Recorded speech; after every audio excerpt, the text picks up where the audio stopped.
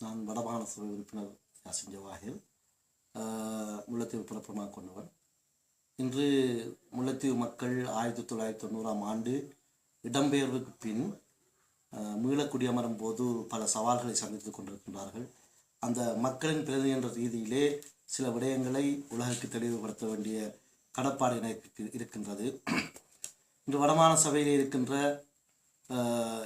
சக உறுப்பினர் கௌரவ ரவிகரன் அவர்கள், தமிழ் கூட்டமைப்பின் மாகாண சபை உறுப்பினர் அவர்கள், எங்களுடைய மக்கள் தாங்கள் பூர்வீகமாக வாழ்ந்த இடங்களுக்கு மீளக்கூடிய வரும் பொழுது முறிப்பு அல்லது நாகஞ்சோலை, கொத்தியாகும்பம் என்று அழைக்கப்படுகின்ற அந்த பிரதேசங்கள் இவர்களுக்கு 1974ஆம் ஆண்டுக்கு முதலே அரசினால் வழங்கப்பட்ட ஃபோமிட்டுகள் இவர்களிடம் இருக்கின்றது. அந்த இடத்திலே இவர்கள் வாழ்ந்தவர்கள் பலவந்த வெளியேற்றத்துக்கு பின்னர் அந்த இடத்திலே திரும்பவும் வாழ வேண்டும் என்று வரும்பொழுது சில ஊடகங்களை அவர் பயன்படுத்தி அந்த இடங்களை எங்களுடைய மக்கள் அடாத்தாக பிடிக்கின்றார்கள், சட்டத்துக்கு முரணாக காடுகள் அழிக்கப்படுகின்றது என்ற அந்த செய்தியை இன்று உலகத்துக்கு பரப்பிக் கொண்டிருக்கின்றார். ஒரு சக்தி என்ற ஒரு தனியார் ஊடகத்தின் மூலம் இதை செய்து கொண்டிருக்கின்றார். அது மட்டுமல்ல, கௌரவ அமைச்சர், அகில இலங்கை மக்கள் காங்கிரசின் தலைவர், தேசிய தலைவர், இன மத எந்த வேறுபாடும் இல்லாமல் ஒற்றுமையாக சேவை செய்து கொண்டிருக்கின்ற ரிஷாட் பதியுதீன் அவர்களுடன் அவர்களின் தலையின் மேல் இந்த பிள்ளைகளையும் போடுகின்றார்.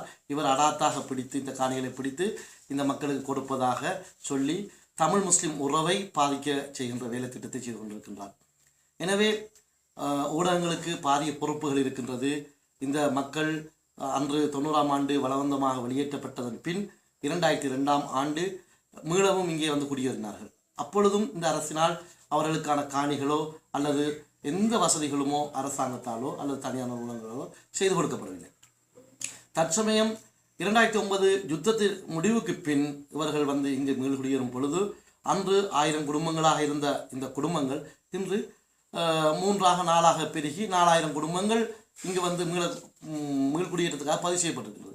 ஆனால் அவர்கள் பூர்வீகமாக இருந்த இந்த இடங்கள் அவர்களுடைய மீள்குடியேற்றத்துக்கு போதாமல் இருக்கின்றது. எனவே 1974 அந்த காலங்களில் கொடுத்த அந்த காட்டு பிரதேசங்களில், அந்த பட்டைகளாக இருக்கின்ற அந்த பிரதேசங்களிலே அவர்கள் தங்களுடைய வாழ்வாதாரங்களையும் உருவாக்கி கொண்டு அந்த இடங்களிலே வாழ வேண்டும் என்று முனையும் பொழுது அங்கே சில பட்டைகள் இன்று காடுகளாக காட்சியளிக்கின்றது. எனவே அவற்றை ஒரு அரசாங்கத்தின் உதவியோடு துப்புரவு செய்ய கேட்கும் பொழுது யாருமே முன்வரவில்லை, அமைச்சர்களும் முன்வரவில்லை, பாராளுமன்ற உறுப்பினர்களும் முன்வரவில்லை. எனவே அவர்கள் சுயமாக அவற்றை துப்புரவு செய்து கொண்டு போதிய நல்ல மரங்களை, தேவைக்குரிய மரங்களை விட்டுவிட்டு பட்டைகளை மட்டும் துப்புரவை கொண்டு அங்கே சின்ன சின்ன குடிசைகளை கட்டிக்கொண்டு தண்ணீர் வசதிகளை ஏற்படுத்தி கொண்டு அங்கே வாழ்வாதாரத்தை ஏற்படுத்தி கொண்டு வாழ்வதற்கு முயற்சி செய்யும் பொழுது இவ்வாறான ஒரு இன ரீதியாக பார்க்கின்ற அரசியல்வாதிகள் போய் அவருடைய வாழ்க்கையை குழப்புகின்ற, அவருடைய சமநிலையை குழப்புகின்ற, இனங்களுக்குள்ளே மோத விடுகின்ற இந்த செயற்திட்டத்தை செய்வது என்பது மக்களால் தெரிவு செய்யப்பட்ட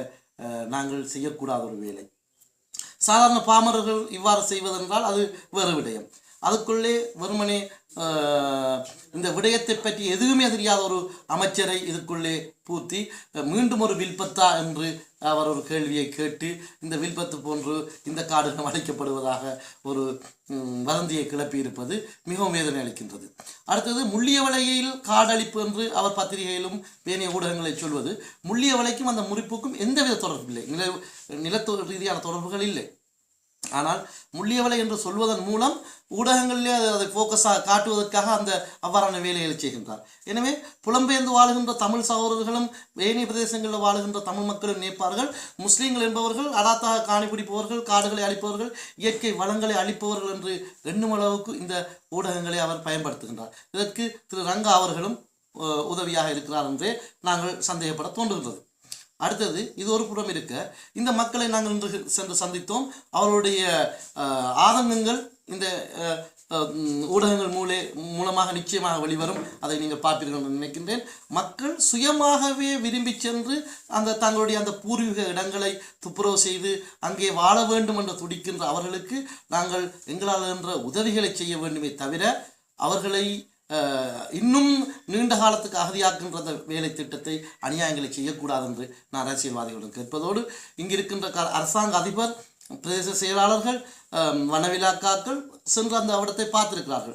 அவர்கள் நீதியாக அந்த விடயத்தை பார்க்க வேண்டும் என்று நான் அவர்களிடம் சொல்கின்றேன். நான் அங்கு சென்று பார்க்கும் பொழுது அத்தனை பேரிடமும் ஆவணங்கள் இருந்தது. தங்களுடைய அந்த காணிக்குரிய ஆவணங்கள், சிலரிடம் ஆவணங்கள் தொலைந்திருந்தால் அதுக்குரிய துண்டுகளையும் அவர்கள் வைத்திருந்தார்கள், பத்திரங்களையும் அவர்கள் வைத்திருந்தார்கள். இந்த விடயத்தை பிரதேச செயலகத்துக்கு தெரிவித்திருந்திருக்கிறார்கள்.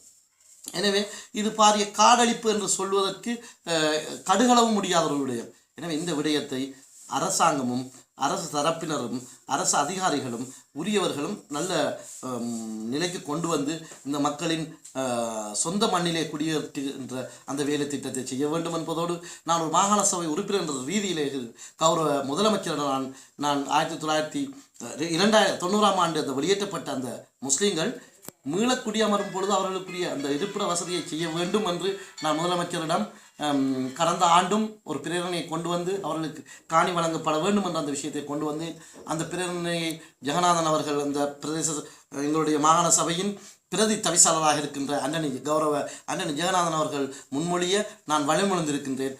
அந்த பிரேரணை நிறைவேற்றப்படும் பட்சத்தில் நிச்சயமாக இவ்வாறான பிரச்சனைகள் தோன்றுவதற்கு காரணியாக இருக்காது என்று நான் நம்புகின்றேன். எனவே இது சம்பந்தப்பட்ட அதிகாரிகள் உடனுக்குடன் கவனத்தை கொண்டு, அரசியல்வாதிகள் மட்டும் இது முடியாது, அரசு அதிகாரிகளால் முடியும், சட்ட ரீதியாக இந்த வேலையை செய்ய வேண்டும் என்று நான் வினயமாக கேட்டுக்கொள்கிறேன்.